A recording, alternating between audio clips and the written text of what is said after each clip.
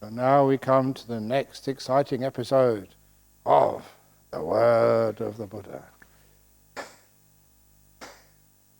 Namo tassa bhagavato arahato samma sambuddhassa. Namo tassa bhagavato arahato samma sambuddhassa. Namo tassa bhagavato arahato samma sambuddhassa. Buddhaṃ Dhammaṃ Sanghaṃ namasami. So the word of the Buddha, the 5 components of existence, and the anatta doctrine. So we go to the foam story, first of all, the top of the anatta doctrine. You there? The mirage? Are you sure? That was just a mirage of yours. Okay. Okay.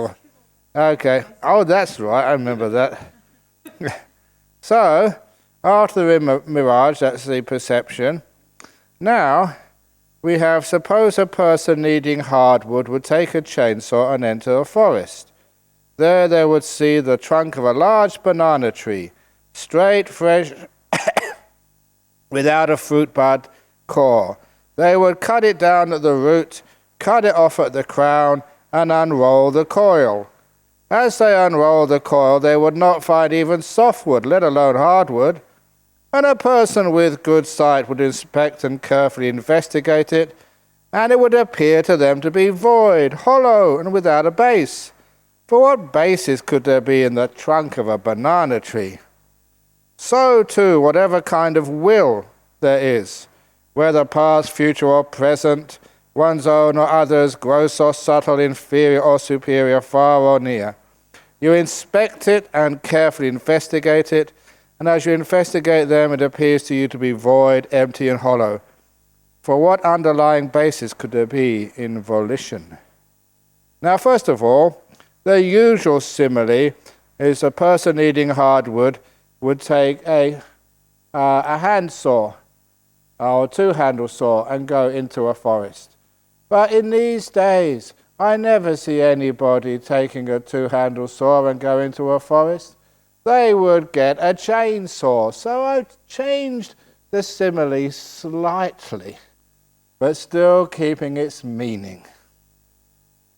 But the point is here that that's what we take to be the will. We look at it, look very deeply into it, and we find there's nothing solid in it. There was the great, still alive, teacher, Bhante Gunaratana, usually called Bhante G. Getting old now, but he's one of the last of those group of monks, Venerable Narada, Venerable Kesri Dhammananda, all those Piyadasi, and this other one, Wimal, I forget his name now, but all these wonderful old monks. And they was like almost like a cream of Sri Lankan monks, of that particular age. And they were tremendous monks. And I always remember, what was his name now? Not Jan. Anyway, the monk I should really remember, he was this is a total anecdote, he was a wonderful monk, but he started off, he grew up with Indira Gandhi. He was a very close mate of hers, and he was also in the Congress Party. He was the youth Congress leader in India, and also the All India table tennis champion. And then he decided to become a Trappist monk. He was a Trappist monk for a while, and he said, no, this doesn't make any sense to me. And so I remember that when he maybe you can delete this, or I'll turn it off quietly. I can open this up now. It was Bhante G. Again, a little bit of innovation with these similes. he decided much better simile. He's now in Washington, Washington State, and Washington State, Virginia, West Virginia, and he was saying instead of a banana tree, he called it an onion. He said the simile was that will was like an onion.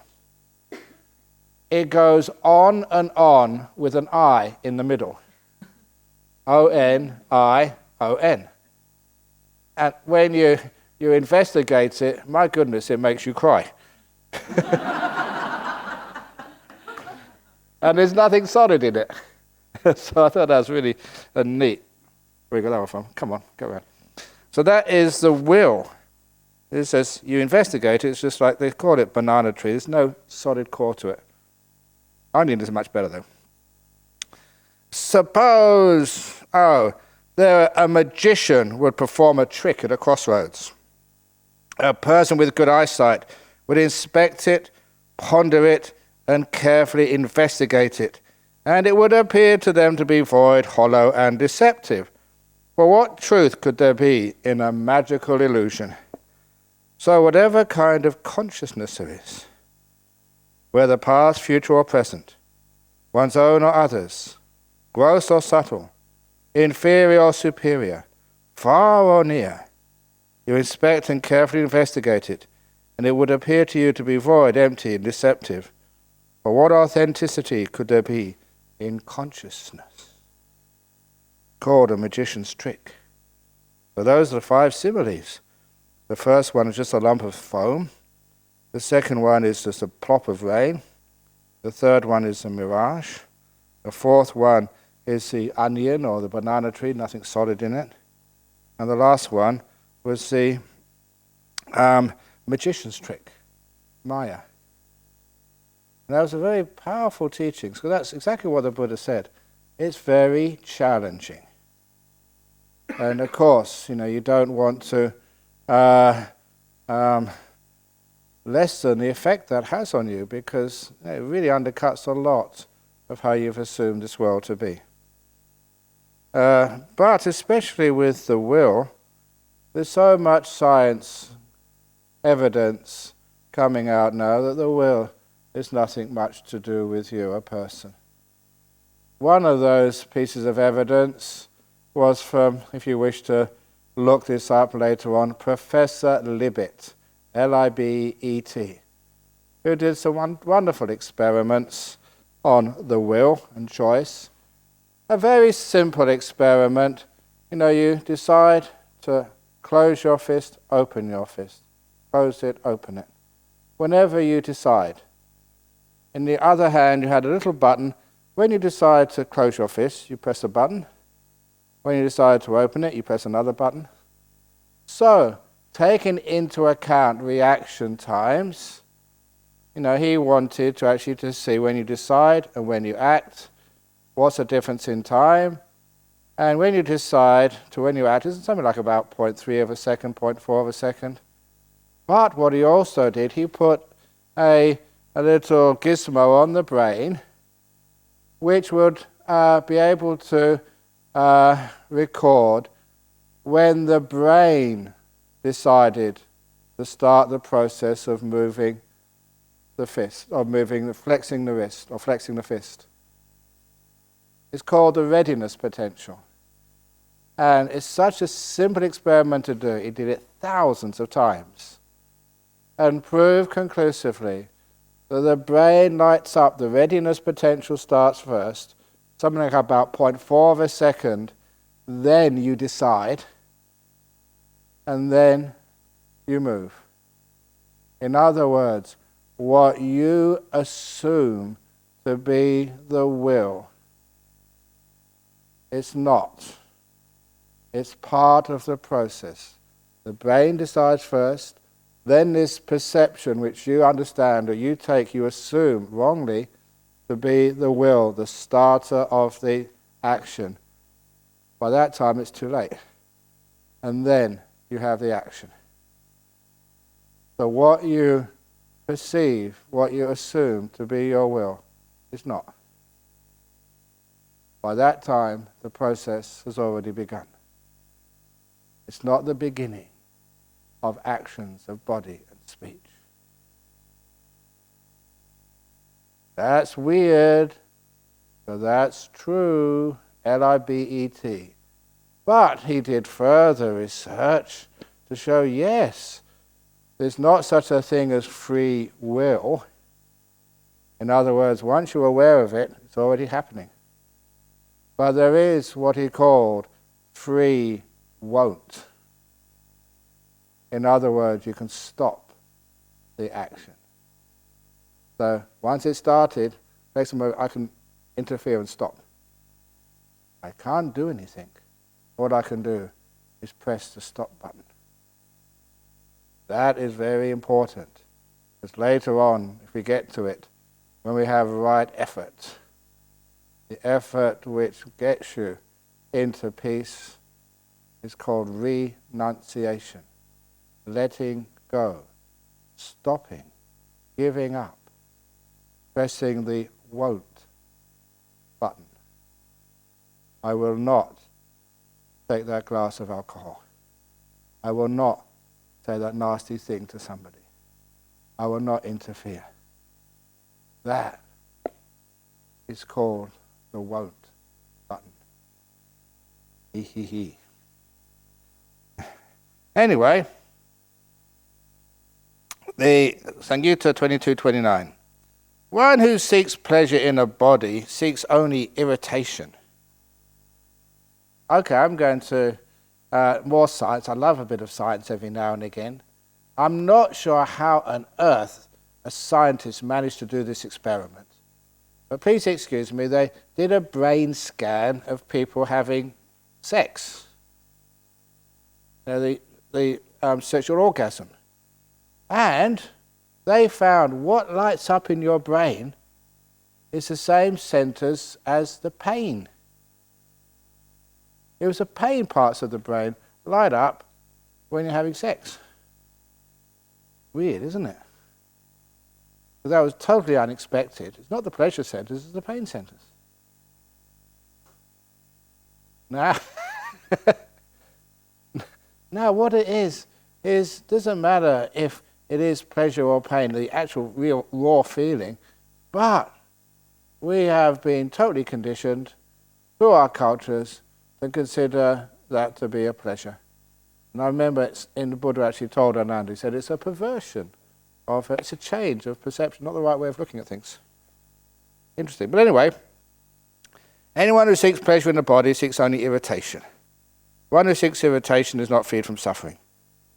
One who seeks gratification in experiences seeks only disappointment. One who seeks disappointment is not free from suffering. One who seeks reality and perception. I went to go and see Niagara Falls once. Went to see Niagara Falls in 1969. And this is no joke. This is true. You can check it on the internet. When I got there, it was turned off. There was no water flowing over. They were repairing Niagara Falls. That's weird. They diverted the water somewhere. So I went there, there's no water flowing. It wasn't a drought, they just basically just diverted it. So that was very disappointing. Or, I remember that for years, when I was in Thailand, eating frog on rice. Disgusting food. And then the first time I went home to England, to my mother's place, and did she cook me any chips, my French fries? No. And I couldn't ask. And because she thought, oh, you're a monk. You're from Thailand, you must eat rice and curry. So you get making me rice and curry? Mum, I've had enough rice and curry. And the only time I got any chips was from a Thai man in London. All that craving and desire. And eventually, when I finally got, sometimes, as a monk, you can get some, let's say, fish and chips or something. And you know what happens? You have it in your bowl, and then someone puts custard on top. It goes in the same bowl. But finally, after about 8 or 9 years, I managed, because I had to go to a funeral service, and coming back, there was no time to get back to the monastery in time for lunch. So Ajahn said, okay, you can get lunch on the way back. And get real fish and chips in like newspaper, hot, with vinegar, and just like I'd fantasized for about 9 years. And it's, whatever your favorite food is, but 9 years, and there it was.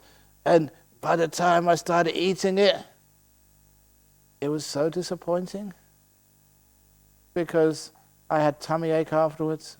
It was not just as I expected it to be. That's the trouble with if you delight in experiences, it's just so disappointing.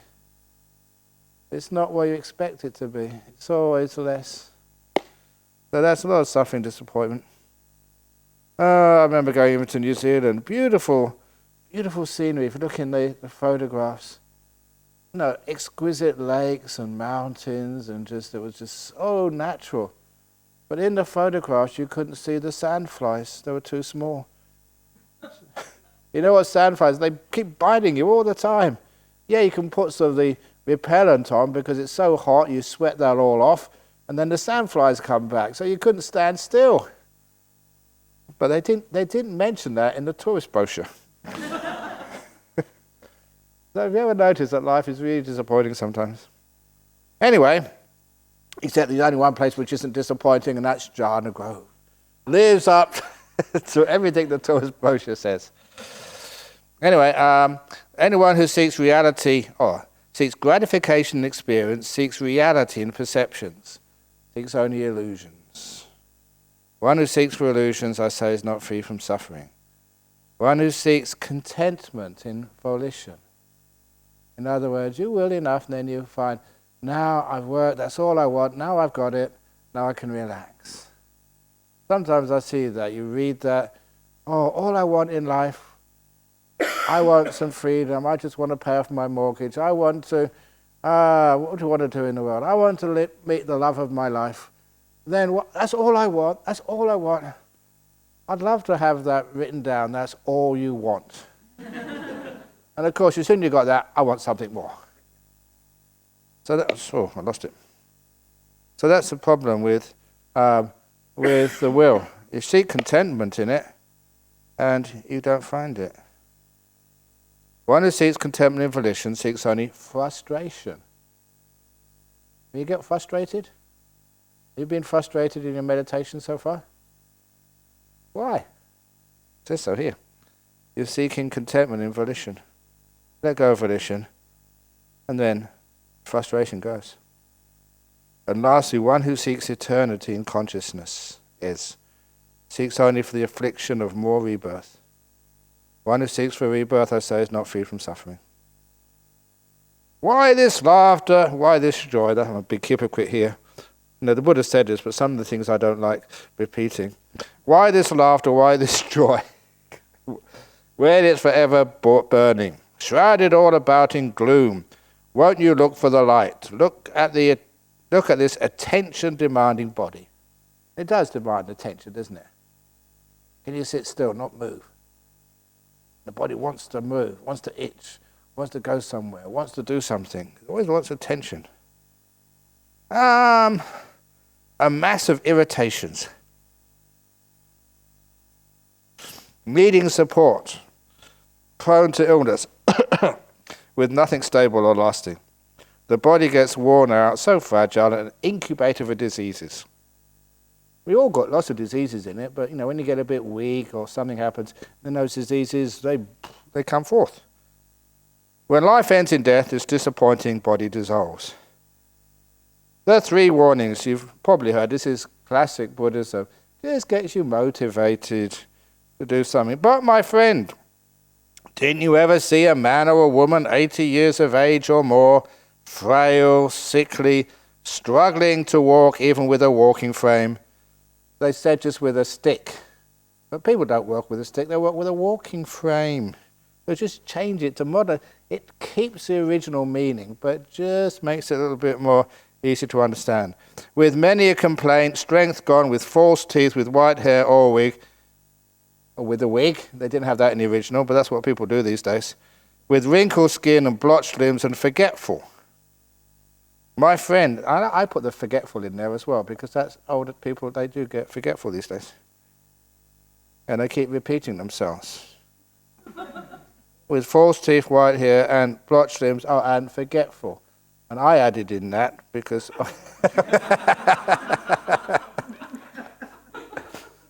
and forgetful, and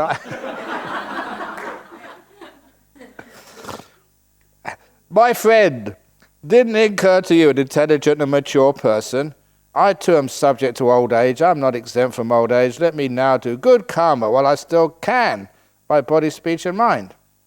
But my friend, didn't you ever see a man or a woman sick, moaning, gravely ill, bedridden, incontinent? You know what incontinent means? That means, you just, you can't hold your dirty stuff which comes out of your bottoms. But my friend, didn't you ever see a man or woman incontinent? My friend, didn't it occur to you, an intelligent, mature person, I too am subject to illness. I'm not exempt from illness. Let me now do good karma while I still can, by body, speech, and mind. But my friend, didn't you ever see among human beings a dead man or woman in a coffin about to be cremated or buried? My friend, didn't occur to you, an intelligent, mature person, I too am subject to death. I am not exempt from death. Let me now do good karma while I still can, by body, speech, and mind, before I get to my coffin. It's called thinking outside the box. And yeah. So samsara, this samsara is without a beginning. Our first point is not found of beings roaming and wandering on, or blinded by delusion, addicted to wanting. Blinded by delusion. You think you're doing something really good or making something helpful, but you're deluded and addicted to wanting. Wanting this, wanting that, wanting something else. If it's not wanting food or money or experiences, it's wanting the spiritual materialism, and the wanting just goes on and on and on. But to stop the wanting and be content. You don't need much to be content. You got food, you got lodgings, you've got what else? You got clothes, medicines and calm sickness. We'll call the 4 requisites, the basic requisites of life. You have those. And for the next few days you've got nothing to worry about at all, nothing to do. So this is heaven, you can be content here. This samsara is without a beginning. Our first point is not found of beings roaming and wandering on, blinded by delusion and addicted to wanting.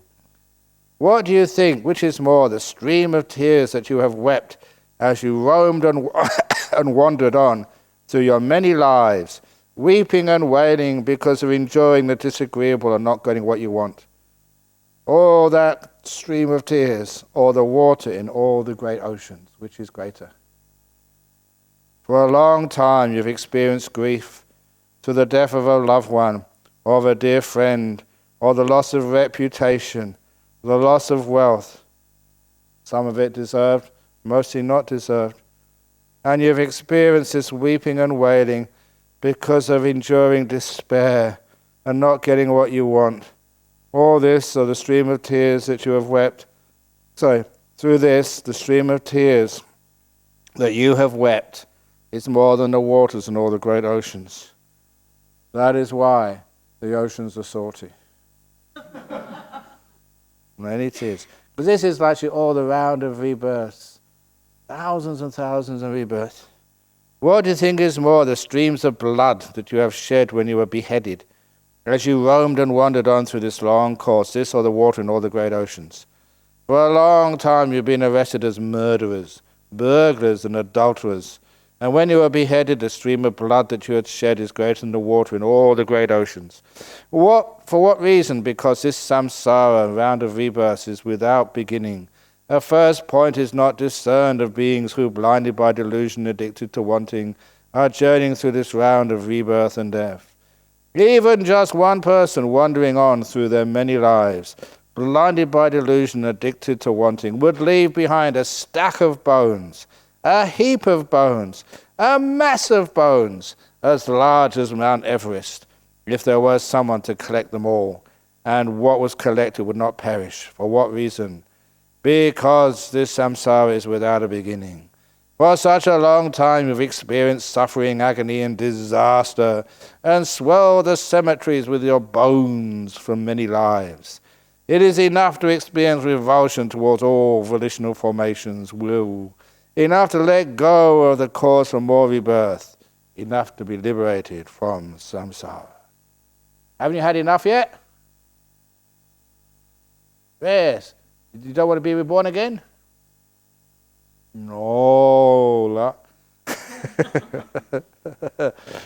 So, sometimes when we only see the small picture, we think, well, just maybe this life is not that bad. But when it goes round and round and round so many times. And one lovely thing now is people are starting to get rebirth experiences or past life experiences through, through hypnosis, regression. Every now and again someone comes up with a real beautiful little anecdote of their past life. And things which you can't find any other which way. And then they tell you this, and you get a skilled person, and they tell you what your name was, and who you married, where it was. Well, there's even like one fellow. He's far from being a crazy person. He was a naval officer over here in Perth, and then Naval Reserve, and he was actually, his brother had problems, psychological problems. And he did realize that sometimes you go to these regressionists and they take you back into a previous life, and sometimes, whether it's a real past life or not, the problem tends to solve itself when you actually find out the cause of it in the previous life. And so he did that. His brother had the problem, but before he'd get his brother to go through this regression, he decided he should do it himself first of all, just to check it out. And if it was going to work, then he'd send his brother. But what was happening here in Perth, because he was in the Naval Reserve, they had this huge,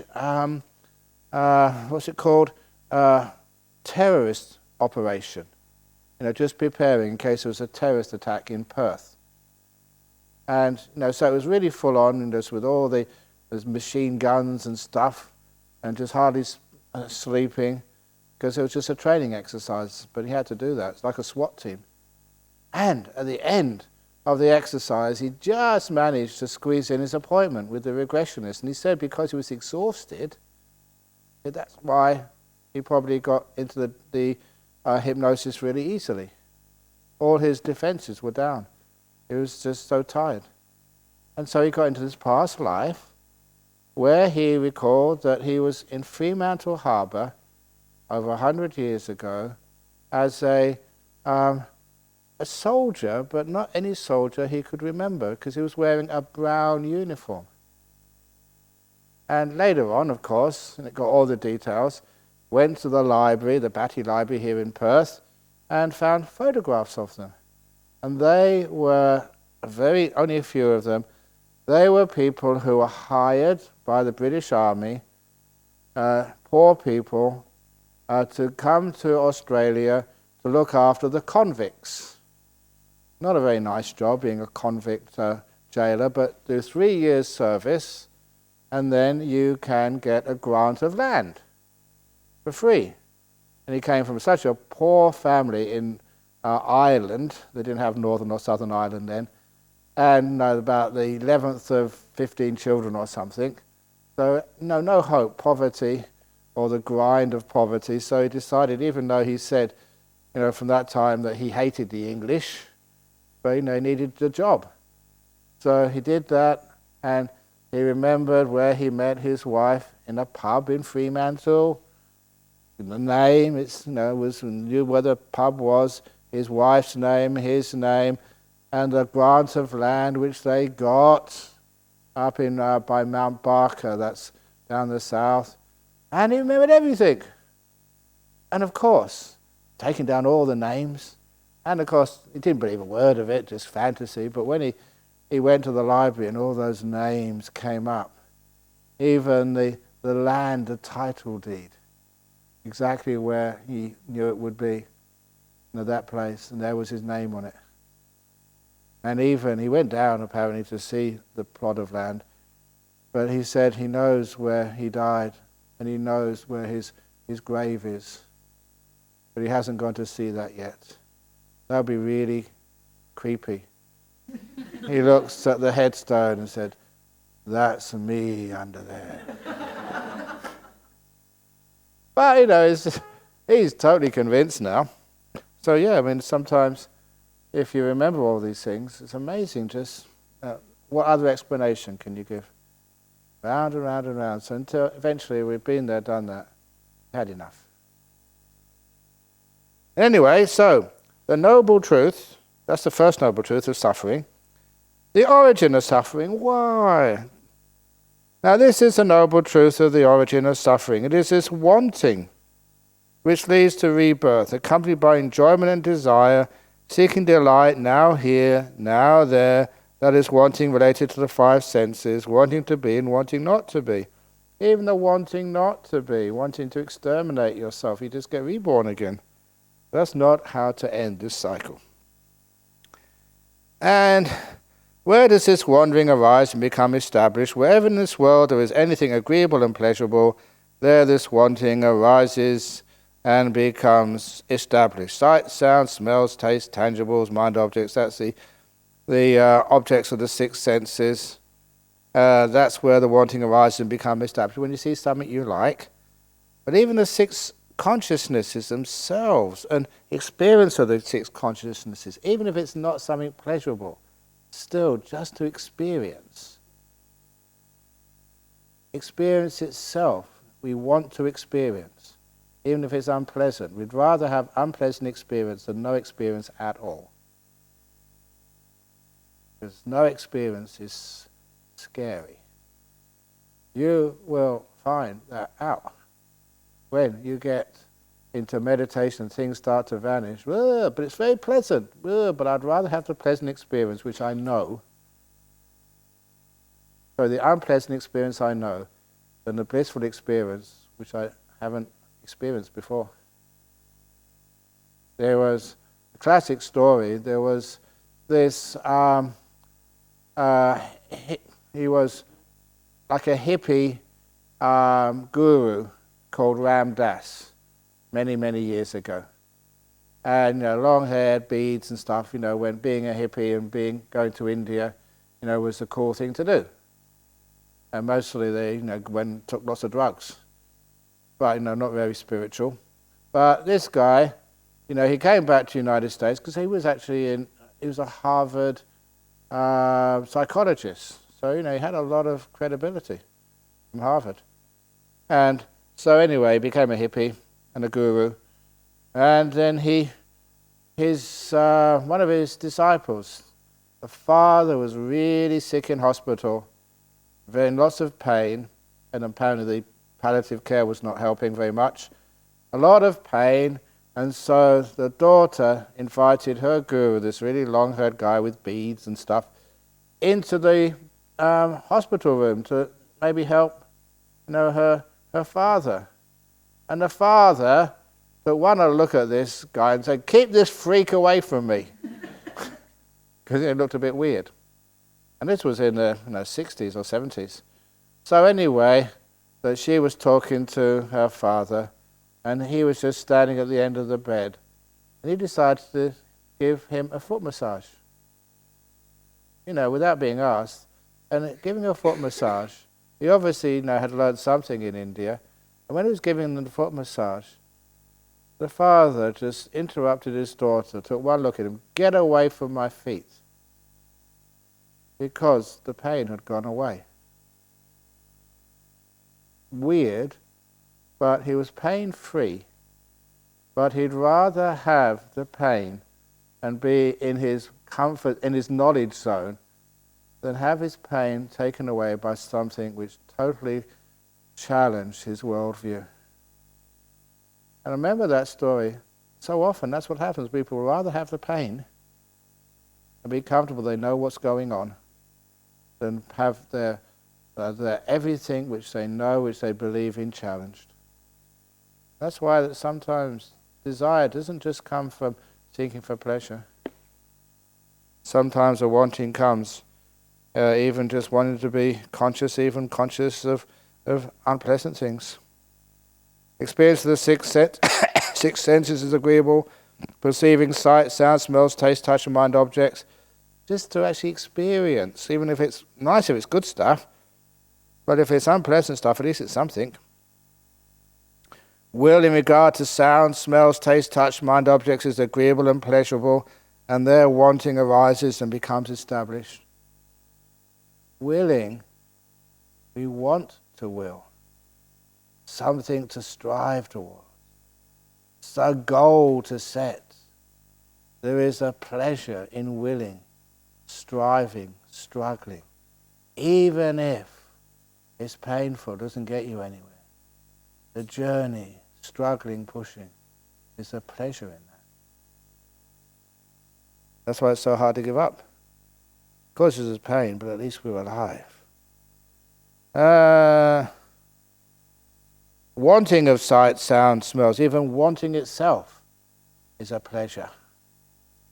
Wanting to want. Thinking of sight, sound, smells, taste, touch, mind objects is agreeable and pleasurable. And there this wanting arises, it becomes established. This is the fantasies which people have. Because in fantasy land, you don't need to be a loser. In fantasy land, you're always a winner. Your team always wins the World Cup soccer. In your fantasy land, you always find the most beautiful partner in the world. And they always do, not like real husbands or real wives, they always do exactly what you want when you want them. In fantasy land, you can imagine winning the lottery. So you never have to work ever again. In fantasy. Can I tell you one of my fantasies which I had once? In my fantasies, it's actually a dream fantasy. I was fast asleep, but I didn't want to wake up. Remembered everything, really good. Because I was having a psychic battle with a Hindu guru. We were flying through the air, zapping one another, and I missed this zap, and I zapped him back. But it was my fantasy. So guess who won?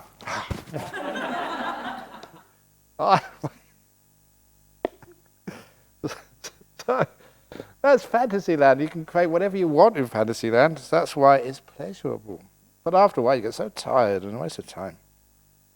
Thanks. Fantasizing about sight, sound, smells, tastes, and touches, and that is called the noble truth of the origin of suffering. Delight in stuff. Dependent origination of all phenomena. On seeing a sight, the same with the other six senses. If you want it, if it's pleasing, you try to get rid of it if it's unpleasing. Either way, you make business for yourself. You abide with mindfulness and wisdom of the five sense body unestablished. With a limited mind, you do not understand as it actually is the liberation of the mind and liberation by wisdom, wherein those deceiving and oppressive states cease without remainder. They deceive you, they promise they're going to get you somewhere, but they're so oppressive. They're meant to think and do stuff. Engaged as you are in favouring and opposing, I want this, I don't like that. Whatever experience you have, whether pleasant or painful or neutral, you delight in that experience, welcome it, remain holding on to it. As you do so, delight arises in you. Now, delight in existence is a fuel. You want more. With fuel as a condition, states of existence develop. With states of existence as a condition, rebirth. With rebirth, aging and death, sorrow, lamentation, pain, negativity, and distress come to be. Such is the origin of the whole mass of suffering. That is part of dependent origination. From fuel as condition, states of existence happen. You create the homes in which you will live. You create the situation in which you get reborn into. Good example is virtual reality. where it's like a fantasy, but much closer to real life, where you create your future. Even heaven realms and hell realms, they exist, but they're nothing like you see in the temple drawings. You create the heaven you feel you deserve. So, if you went to a heaven, would you have white clothes and little donuts over your head? That's just so last millennia. You know, you'd have, I don't know, just really nice clothing, like, you know, from the French salons or somewhere. You wouldn't just, you know, have, what's it called, ambrosia to eat. You know, you'd have noodles or dumplings or whatever it is you really like. And music, harps. Can't we have like an electric guitar? Get a bit of rock and roll up in heaven. Or whatever you like. But you make heaven to suit you. And the same with the hell realms. You make hell to suit you. For however long you feel you need to repent, suffer. The wonderful thing is you don't need to repent at all. The doors of hell, if you make the hell to suit yourself, what you think is appropriate, you make it, and it's a crazy thing to do. You can forgive at any time. The doors of hell are always open. And you feel you don't deserve, or you can't, it's not right to walk out and forgive yourself. To learn. It's open. Wonderful, please remember that. If ever you do go to a hell realm just because you feel really bad about something you did, then let it go. You can walk out any time. Forgive. Acknowledge, forgive, and learn. You grow. So that's actually, we create states of existence. And in this human realm, yeah, I mean, it's only a certain, it's like we've only got a certain way of arranging this existence, but in this existence, we can make sort of so much difference to our life. We can make it a hell realm, even in this life, or we can make it a wonderful life. You make your existences. So that's where we say the fuel, the wanting, is the fuel which creates the worlds in which we live. That's where we take rebirth into. The karma. The only reason I say this is because you've got two little words there, sandittika and samparayaka. And you know the word sandittika because we chant that morning and evening. Suwakato bhagavata dhammo sanditiko akaliko ehipasiko opanayiko. And what sanditiko means, it doesn't mean in this present moment, it means in this life. Experience in this life, with the five senses as the cause, the source and the basis, the culprit being the five senses, wanting something. Presidents quarrel with prime ministers, politicians with each other, priests with imams, businessmen. That's not what they said in the original, but it's taking what the original said and actually putting it into a modern words. Businessmen with householders, monks with nuns. You have to put them in there as well because, you know, sometimes I think, Ajahn, Brahm, come on, don't sort of put yourself outside of this. No, this is our life. The nuns and monks, parents quarrel with each other and with their children, sibling with sibling and friend with friend. And here in their quarrels, wars and disputes, they attack each other with abuse, weapons or lawsuits. Modern ways, you don't attack each other with clubs and swords. That's what the original says. Use lawsuits these days. Whereby they incur death, injury or loss. Now this too is a danger in the case of the five senses, a massive suffering in this life. The cause being simply the five senses. When you want, there's never enough to go around, and when there is enough to go around, you deserve more. And it's unfair. That's what we think. Again, with the five senses as a cause, people steal, commit fraud, sleep with each other's partners, commit domestic violence, sexually abuse their children, and when they are caught, they're imprisoned and ruined. Again, I try to the problems of our modern world. Now this too is a danger in the case of the five senses, a massive suffering in this very life. The cause being simply the five senses. And those are the causes and the effects in this life. And again, with the five senses as the cause, the source and the basis, the culprit being simply the five senses, people indulge in misconduct of body, speech and mind. Having done so after death, they reappear in states of misery in an unhappy destination, in perdition, even in hell. Now, in this is a danger in the case of the five senses, a massive suffering in this life to come, having the five senses as cause, its source and its basis, the cause being simply the five senses. You will not find a spot in the world, nor in the sky, nor in the ocean, nor inside a mountain cave, where you will be free from the results of karma. So can you be free from the results of karma? Not in a cave or at a spot in the world. In a spot in wisdom, inside your own heart. Acknowledge, forgive. You can let go of this stuff. We find that out later on. Karma as volition. Volition is karma, I say, for having willed you out by body, speech, or mind. In other words, if it's an accident, real accident, you don't know what you're doing, and you step on a, say, a snail, is that bad karma? You had no intention to do that. So it's not bad karma. You have to will it to make it bad karma. Will, intention. That's the heart of karma. Is it good karma or bad karma?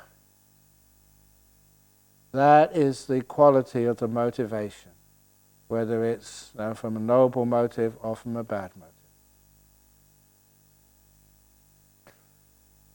So, and what is the diversity of karma? There's karma to be experienced in hell, in animal realm, or in the ghost realm, or in the human realm, and there is karma to be experienced in the deva world.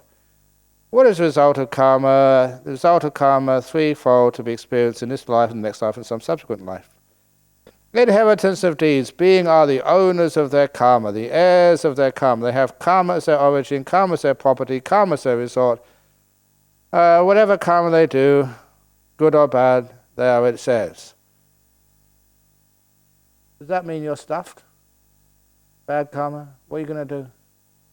Karma gives you the ingredients of your meal. How you put those ingredients together. The meal, the ingredients, the rice, the curry, whatever it is you're making, that's past karma. How you put those things together in this life, that's called present karma. And I think you all know the ingredients you have to cook with. If they're the best ingredients, it doesn't mean you get the most tasty meal. Some people, they put so much care and energy and skill into cooking, and sometimes their ingredients are very, very, very poor, and they make an amazing meal. So remember, the ingredients you have to work with in this life, your skill base, your health, your family, where you come from, and all the other things which happen to you in life, that's only half of karma. It's what you do with it. That's also really important. In fact, even more important. How you put the ingredients of your life together. There comes a time when the great oceans dry up and evaporate and no longer exist. Global warming predicted.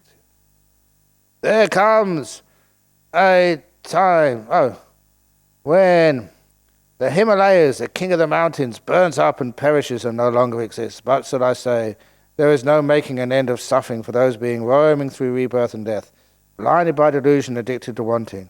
There comes a time when the planet Earth burns up and turns into cosmic dust, spreading through the universe. I added that bit, but the Buddha said a time when it burns up. And any sort of astrophysicist, no, that's going to happen. This planet, this solar system, this sun, it expands into a red giant. And it gets so big, it will totally take up the orbit of Mars, and I think Venus. It won't be as big as the orbit of planet Earth, but Earth will be vaporized. Everything, including Jhana growth, including all the monuments to Donald Trump and to everybody, even the Great Pyramids and everything which we noticed, any mementos of your existence on this planet Earth, any sort of very fancy gravestones would all disappear. And you and your memory and the memory of all of your family and friends will be cosmic dust flying through the universe. Now, it's really cool, some of this science. That's actually true, that the only way that, if you, for example, if you asked the atoms in your body, their history, where they came from, then many of your atoms are high elements, like the iron inside of you. Probably know this. That has been through at least 2 or 3, but at least 2 supernova. Twice in their existence since the Big Bang. Since the Big Bang. They were part of a star which exploded so violently, and that spread those little atoms through this universe. And some of them collected together through gravity. They collected into another star, and that also had the same fate, exploding. And then some of those little cosmic dust particles were caught in the gravitational field of our sun and around our planet Earth, and now they're in your body. That's the only place where the elements such as iron can come from. You literally are, and it's true. This is not hippie stuff. You are stardust.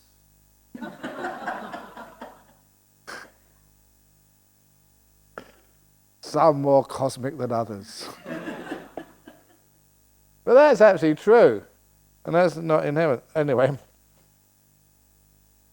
Okay, planet Earth dies up. What's the next one? The noble truth of cessation of suffering. Okay, we've got a little bit on here. Is there any questions on that so far? Cosmic dust. Yeah. So don't just complain to the caretakers that people aren't sweeping the dust off the floor. That could have been some ancestor of yours a long time ago. Cosmic dust. Ooh. Anyway, noble truth of cessation of suffering. This is the noble truth of cessation of suffering. Okay, that's the bad news. This is the good news. Suffering can end. Yay. It is a remainderless. I always stress that word. It's called asesa. And asesa means nothing left. The remainderless fading away and cessation of that same wanting. The wanting relating to the 5 senses, wanting for existence, wanting not to be.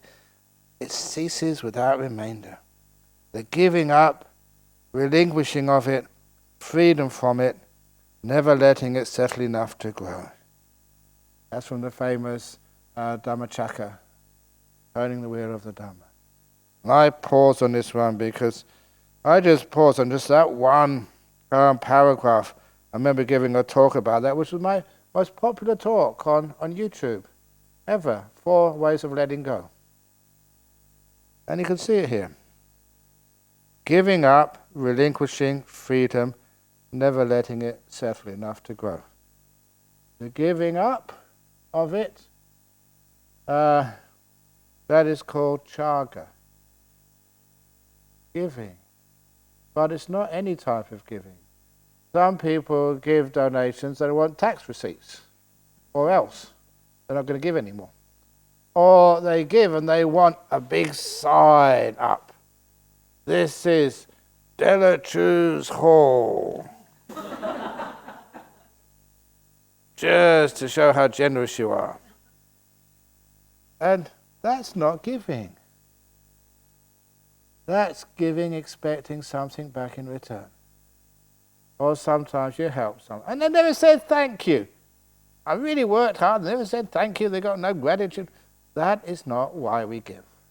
We give just for the joy of giving, not expecting anything back in return. It's the first type of letting go. You don't want anything, you just want to give and share. And look, how many times have you've helped someone and you're anonymous. They don't know who the heck you are. You've helped them. And those are so inspiring. It really is selfless. And that letting go, there's nothing in it for you. You just want to give. It's one of those most joyful things in life, to share, to give to others. And especially, they've got no idea who you were. And that, the story of our nuns' monastery. Dhammasara Nuns Monastery, you're going to go there on Friday. You know how that started? That started so many years ago. Just want to do something for women in Buddhism. And what do? First thing you do, open up a bank account. And just hope that somebody, at least you got a place for people to put donations in. And getting nowhere. I think $5,000-$6,000 or something. You can't buy much for that. You can't even, buy a cardboard box to put on the corner of the street where a nun can live. So, what do? I just told people, and then one of the moments which changed everything was when this gentleman came, Bodhinyana Monastery, in front of the kitchen building, and he said, "I hear you're building a monastery for women." I said, "Yeah." No, not yet. We're still collecting money. He said, "Yeah, I know that." A day or two ago, my wife gave birth to my first child. And it was a girl. And I want to do something in honor of the birth of my first child. He said, "I'm a Buddhist," he said. But he said, "I don't know if my daughter would ever want to become a Buddhist nun. But I want her to have the chance, the opportunity. If she wants to be one, I want it to be there for her. So can I make a donation for your nuns' monastery?" I said, "Yeah, sure." I said, "It was a check, so I can't receive cash, but checks you can receive because it's not in my name. I can't take it and abuse it and put it in my slush fund." "Oh, I haven't got a slush fund." No, I don't have slush funds. So, he gave me a check. And I looked at make sure it was written out. God, $250,000. $250,000. And he left, and don't know his name. I always thought I'd love to contact him and actually tell him how we've gone. But he disappeared, didn't want any receipts, gave that money and vanished, never to be seen again. Wow, that was weird. Didn't want anything, just wanted to give. And that's how, to this day, sometimes, but when I look back upon these things, maybe that was a deva, someone trying to sort of help out a really good cause. But I can't think of why would not anyone just at least call or visit and say, "How's it going?" They just vanish, gone. Ooh. So that is real giving, and that's inspiring when that happens. Or just as I said, the monks, we can't give money, we can give a lot of time and energy. They're putting the floor up there for you, middle of the night.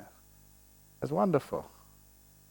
So all that giving, that's part of the end of suffering. Relinquishing. Meditation. I haven't said this yet, but this is what Ajahn kept on teaching me.